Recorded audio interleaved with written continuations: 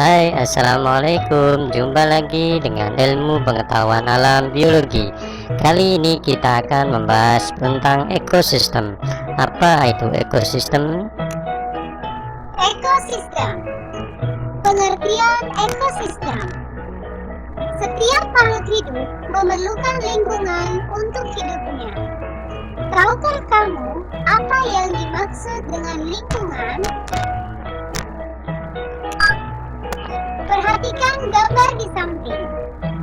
Setiap makhluk hidup memiliki lingkungan hidup yang sesuai untuk hidupnya. Ikan hidup di air, dan kuda hidup di darat. Lingkungan hidup harus sesuai dengan persyaratan hidup dari makhluk hidup yang menghuninya.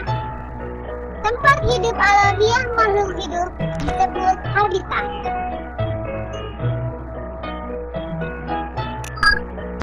Dalam suatu habitat, selain terdapat berbagai jenis makhluk hidup, juga terdapat makhluk tak hidup yang disebut komponen abiotik, seperti air, tanah, udara, cahaya matahari, suhu, dan kelembaban. Ekosistem adalah hubungan timbal balik antara makhluk hidup dengan komponen abiotiknya dalam satu kesatuan tempat hidup. Kita lanjutkan tingkatan dalam ekosistem. Tingkatan dalam ekosistem. Ekosistem tersusun atas tingkatan atau satuan, yaitu individu, populasi, ekosistem, dan biosfer.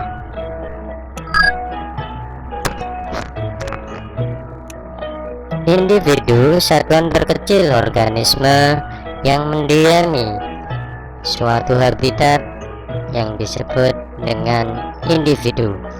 Makhluk hidup disebut sebagai individu jika menggambarkan sifat tunggal, terjadi proses hidup secara tunggal, proses hidup yang satu dan lainnya berbeda.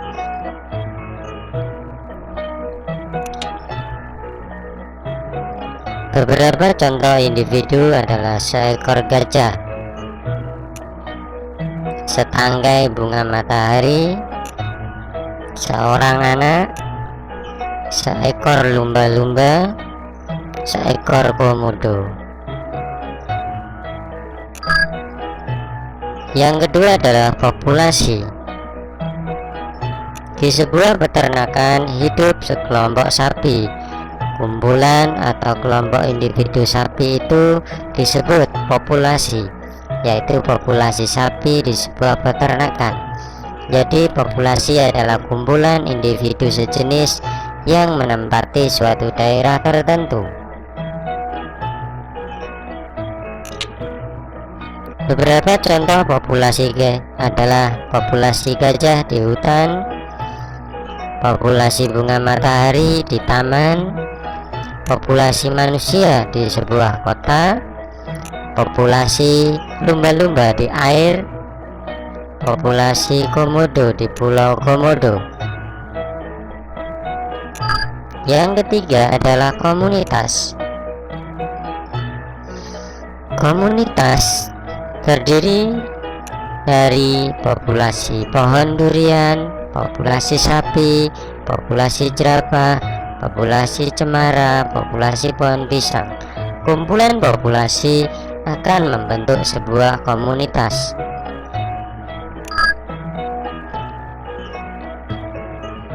Ekosistem.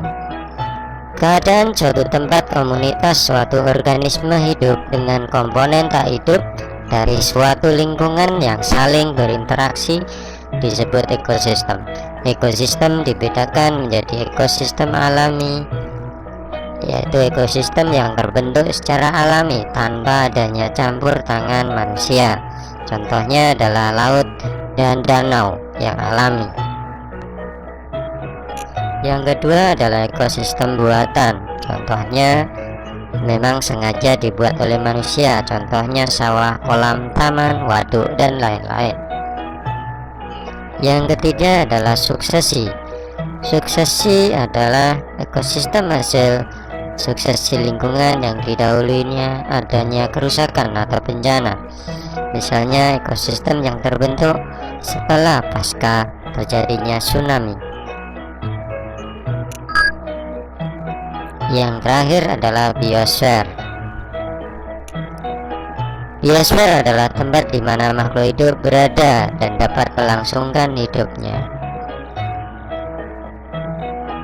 Demikian penjelasan tingkatan dalam ekosistem. Selanjutnya adalah Komponen ekosistem. Komponen biotik. Tahukah kamu apa yang dimaksud dengan komponen biotik? Komponen biotik adalah komponen ekosistem berupa benda hidup. Berdasarkan fungsinya, komponen biotik dalam ekosistem dikelompokkan menjadi 3 macam, yaitu produsen, konsumen, dan pengurai. produsen adalah makhluk hidup yang menghasilkan makanannya sendiri. Di dalam ekosistem, tumbuhan berperan sebagai produsen karena di antara semua makhluk hidup, hanya tumbuhan berklorofil yang dapat membuat makanannya sendiri, sehingga tumbuhan disebut organisme autotrof, yaitu organisme yang dapat membuat makanannya sendiri.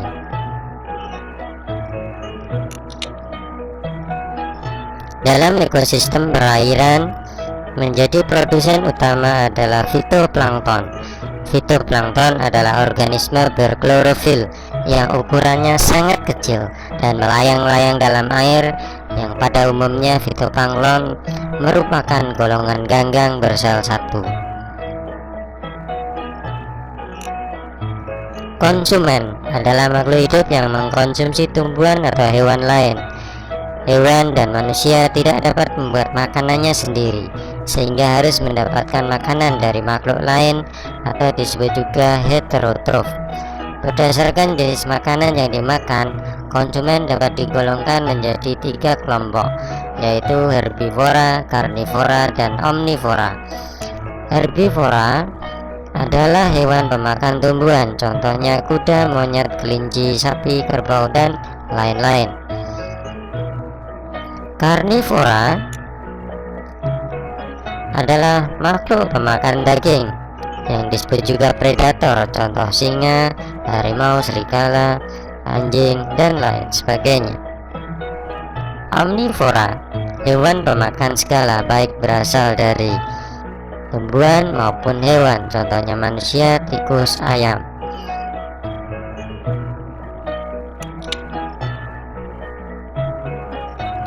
Konsumen tingkat pertama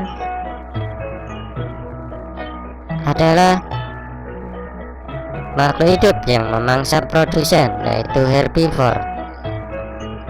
Konsumen tingkat kedua adalah konsumen yang memangkan konsumen tingkat pertama.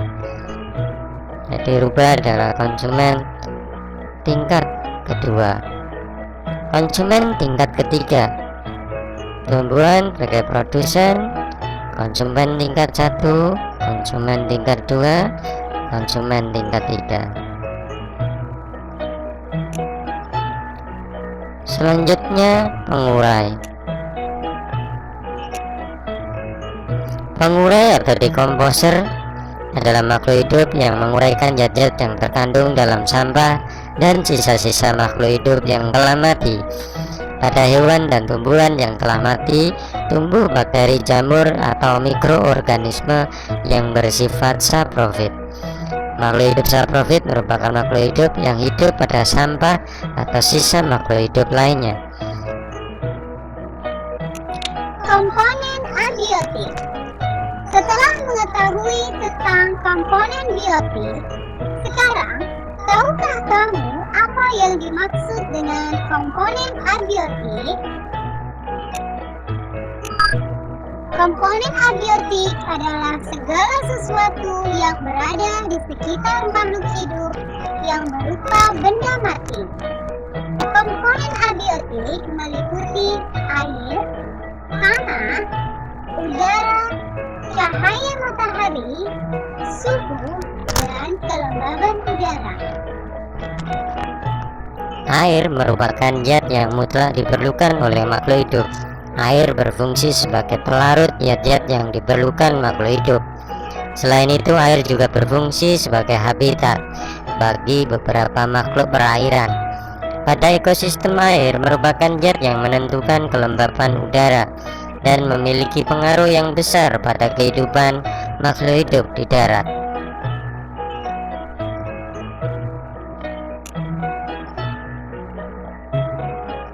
Tanah dalam ekosistem berperan sebagai tempat hidup berbagai makhluk hidup, yaitu manusia, hewan, tumbuhan, dan mikroorganisme.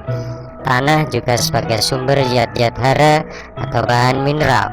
Bagi sebagian besar tumbuhan, tanah yang kaya zat hara akan menyebabkan tumbuhan tumbuh dengan subur. Udara terdiri atas berbagai macam gas, antara lain oksigen dan karbon dioksida. Oksigen diperlukan oleh makhluk hidup untuk bernafas. Karbon dioksida merupakan zat yang dibutuhkan tumbuhan untuk melakukan fotosintesis. Fitoplankton membutuhkan karbon dioksida yang terlarut dalam air untuk berfotosintesis.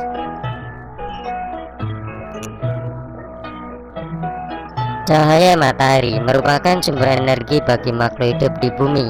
Tumbuhan hijau akan menyerap energi matahari melalui klorofil pada daun dan menggunakannya untuk proses fotosintesis. Pancaran sinar matahari juga mempengaruhi suhu lingkungan. Suhu lingkungan juga sangat berpengaruh bagi kelangsungan hidup organisme. Suhu atau temperatur adalah ukuran kuantitatif terhadap rasa panas atau dingin. Semua organisme memerlukan suhu optimum untuk dapat melakukan metabolisme. Suhu sangat mempengaruhi kehidupan makhluk hidup. Misalnya, tumbuhan tertentu hanya dapat hidup pada suhu tertentu.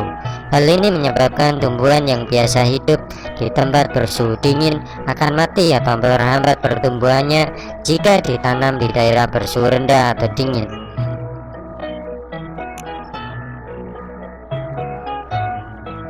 Kadar uap di udara sangat berpengaruh terhadap kehidupan. Bila kelembapan udara rendah, maka penguapan organisme meningkat, sehingga organisme dapat mengalami dehidrasi sampai batas-batas tertentu.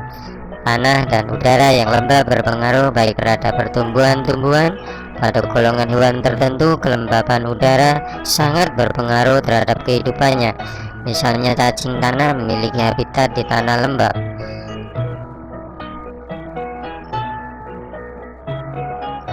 Demikian penjelasan mengenai ekosistem. Terima kasih atas perhatiannya, semoga bermanfaat. Saya akhiri. Wassalamualaikum warahmatullahi wabarakatuh.